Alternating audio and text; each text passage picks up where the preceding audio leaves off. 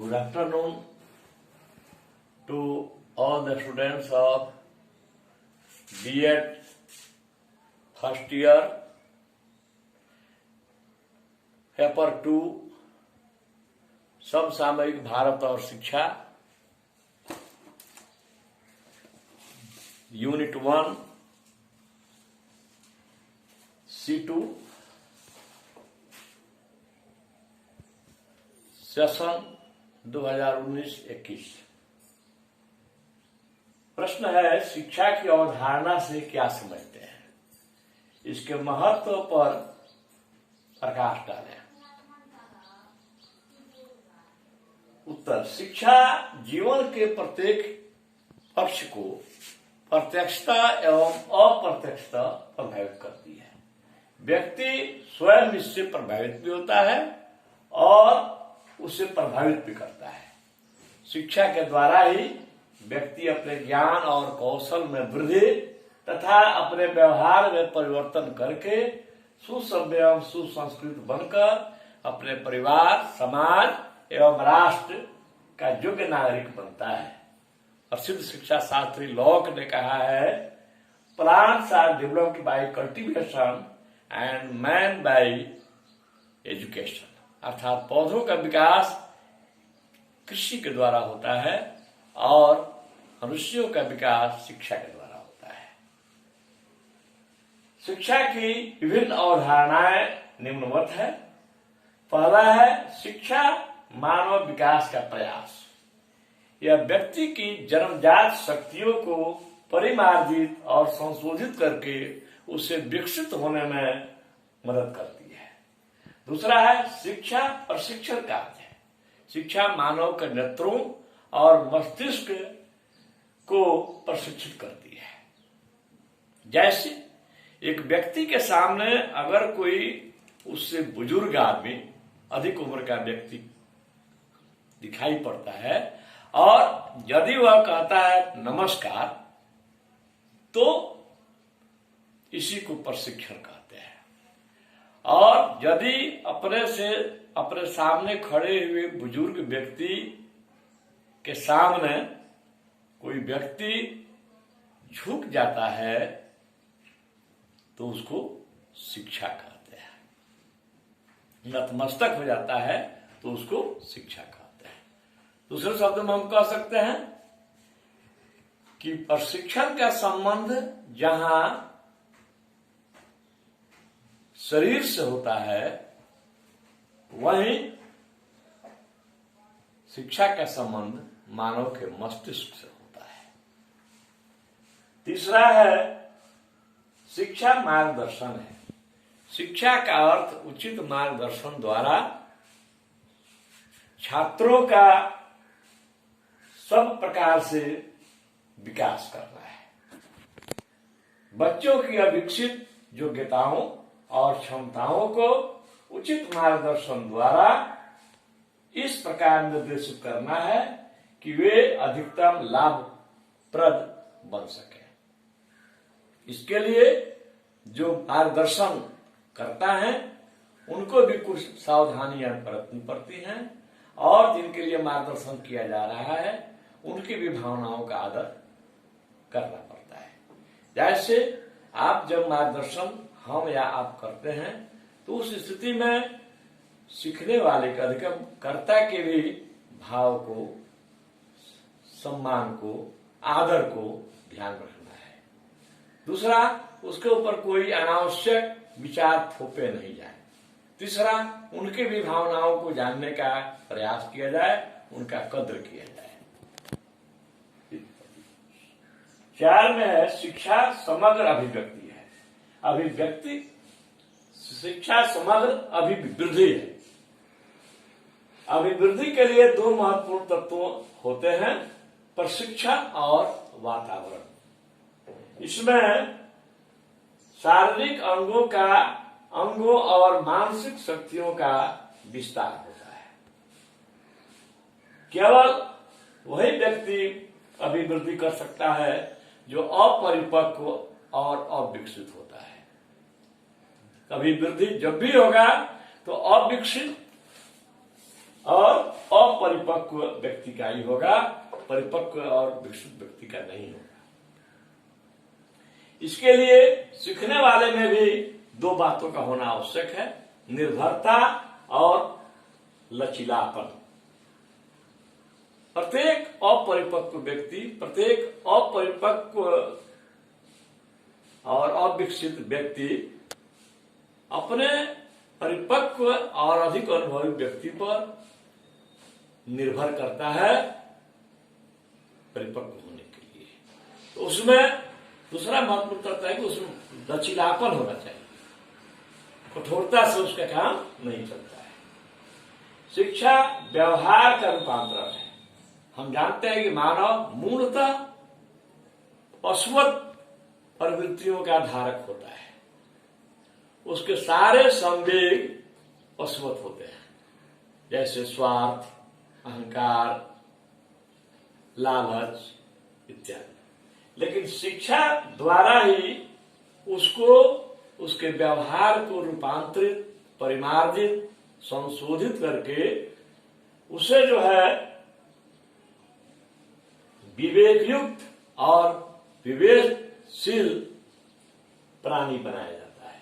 शिक्षा द्वारा ही वह नवीन ज्ञान और आद्य सीखकर योग्य नागरिक बनकर अपने देश और समाज की सेवा करता है।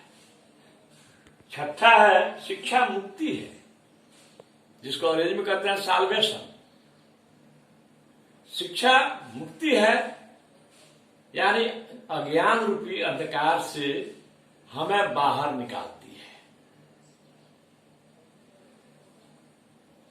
अज्ञान रूपी अंधकार से हमें बाहर निकालकर हमें मुक्ति दिलाती है और हमारे सारी कुप्रवृत्तियों पर अंकुश करके, नियंत्रित करके हमको परोपकारी और सामाजिक बनाने का काम करती है। शिक्षा उत्पाद है। शिक्षा द्वारा ही व्यक्ति विभिन्न कौशलों, हुनरों, प्रशिक्षणों आदि को प्राप्त करके आत्मनिर्भर एवं स्वावलंबी बनता है और अपने समाज के लिए, देश के लिए उत्पादनशील नागरिक बनता है। शिक्षा प्रभाव है। शिक्षा द्वारा ही व्यक्ति अपने पर्यावरण पर नियंत्रण तथा नियंत्रक तथा स्वयं को भी पर्यावरण के साथ सामंजस्य स्थापित करते हुए अपने आप को ढाल लेने का पुनीत कार्य करता है। एक अन्य मत के अनुसार अर्थ की दृष्टि से शिक्षा की दो अन्य अवधारणाएं और होती हैं, एक संकुचित अवधारणा और दूसरा व्यापक अवधारणा, जिसकी चर्चा हम लोग शिक्षा के अर्थ के संदर्भ में कर चुके हैं। उसको पुनः हम यहाँ पर दोहराना उचित नहीं समझते हैं। अगर प्रश्न आता है तो हम इसके बारे में संकुचित अवधारणा के बारे में भी, व्यापक अवधारणा के बारे में भी, जो शिक्षा के अर्थ में जो संदर्भ में जो देखे हैं उसी को लिखेंगे। नेक्स्ट है शिक्षा के महत्व और कार्य। शिक्षा के महत्व कौन कौन है और उसका कार्य क्या है।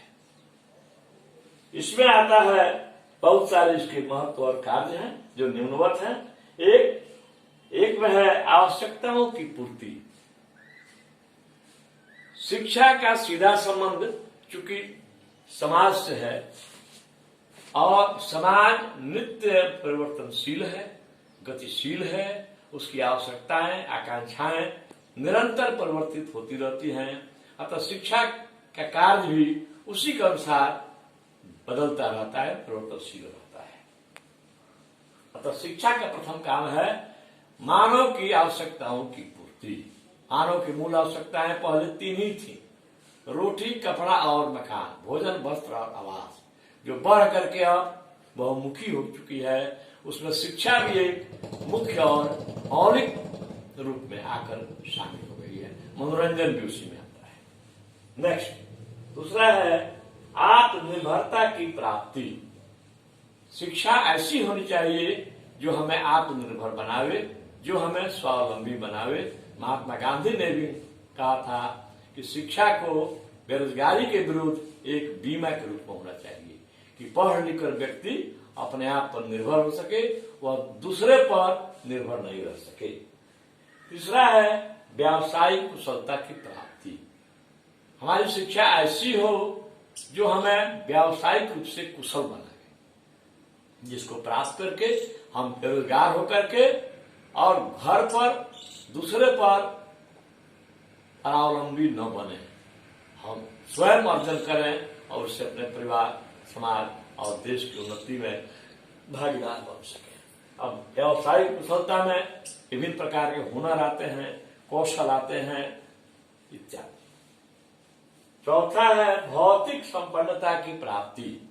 शिक्षा के द्वारा ही हम स्वस्थ नागरिकों का निर्माण करते हैं। हम हर प्रकार से संपन्नता की ओर आगे बढ़ते हैं।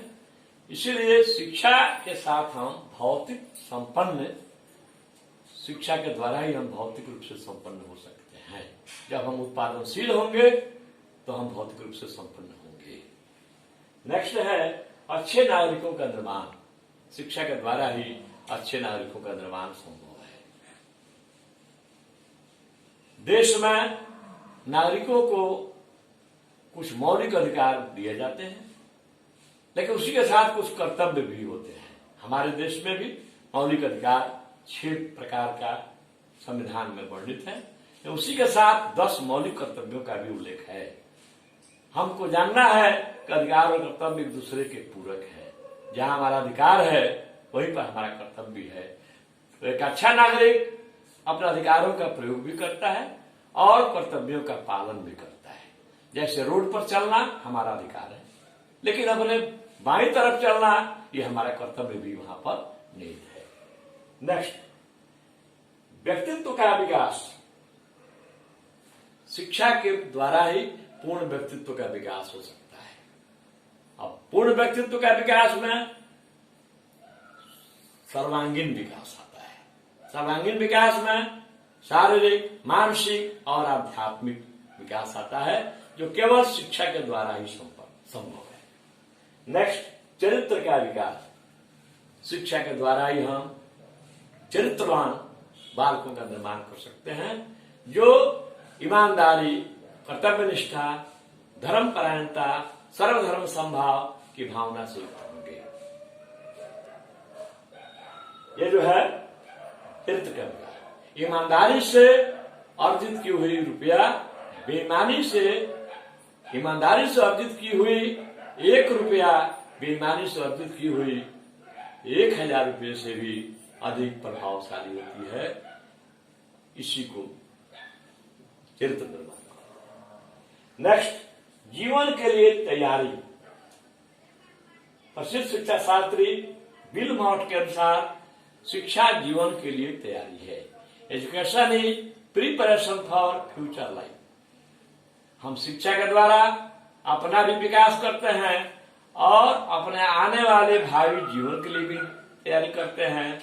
अपनी जो संतति भविष्य में है उनको भी अच्छे रास्ते पर लाने का प्रयास करते हैं। नेक्स्ट है बालक का समाजीकरण। हम जानते हैं कि बालक इस पृथ्वी पर शिशु रूप में, असहाय रूप में आता है। उस समय समाज के लोग ही, परिवार के लोग ही उसकी माँ को और उसको दोनों को संभालते हैं और वहीं से उसका समाजीकरण शुरू हो जाता है। यही नहीं, बच्चा जब माँ के गर्भ में रहता है उस समय से भी परिवार का सदस्य उस माता की, गर्भवती माता की सेवा शुश्रूषा में लगे रहते हैं और बच्चे के असहाय रूप में पृथ्वी पर उतरने के बाद भी सारे परिवार के लोग मिलजुल कर जच्चा बच्चा दोनों की सेवा करते हैं। अतः बच्चे के समाजीकरण की शुरुआत उसके गर्भ से शुरू हो जाती है और अंततः भी पूरा जीवन पूर्ण करने के बाद भी समाज के लिए भी उसको ले आकर के अंतिम स्थान तक पहुंचाते हैं। नेक्स्ट है राष्ट्रीय विकास। हम शिक्षा के द्वारा ही राष्ट्र का विकास कर सकते हैं। एक विकसित राष्ट्र वही है जिसके नागरिक शिक्षा के क्षेत्र में आगे है। हम शिक्षा के द्वारा ही अपने बच्चों में सुसभ्य नागरिक बनने की नींव प्राथमिक पाठशाला से ही डालना आरंभ कर देते हैं। पहले राष्ट्र है तब हम हैं, पहले हिंदुस्तान है तब हम हिंदू या मुस्लिम या सिख या ईसाई या फिर जो है, पहले राष्ट्र है उसके बाद हम हैं। चाहे हम बिहारी हो, चाहे बंगाली हो, चाहे मद्रासी हो, कहीं पंजाबी हो, नहीं, पहले राष्ट्र उसके बाद हम हैं। ऐसी राष्ट्रीयता की भावना का विकास हम केवल शिक्षा के द्वारा ही बच्चों में नींव के रूप में प्राथमिक पाठशाला से ही आरंभ करते हैं। उपयुक्त विवेचन के उपरांत हम इस निष्कर्ष पर पहुंचते हैं कि यदि शिक्षा को मानव जीवन के से अलग हटा दिया जाए तो मानव और पशु में कोई अंतर नहीं रह जाएगा। यह शिक्षा ही है जो शास्त्रों में वर्णित 84 लाख योनियों में मानव योनि को ऊपर उठाकर विशिष्ट जीव में उसको शामिल करती है। धन्यवाद।